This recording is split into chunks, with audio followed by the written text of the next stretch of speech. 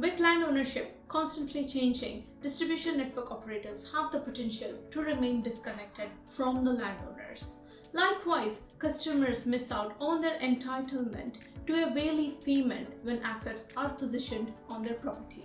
In our transition to net zero and in response to extreme weather events, we are looking to increase resilience across our network, but this means we will need access to private land. This project will develop a digital geospatial tool enabling the proactive management of consent records and a self-serve functionality for landowners to access entitlement to a consent with the click of a button. This will allow our customers to receive accurate payments with minimal effort, reduce erroneous compensation payments from DNOs, and lastly, unlock visibility of consent across our network.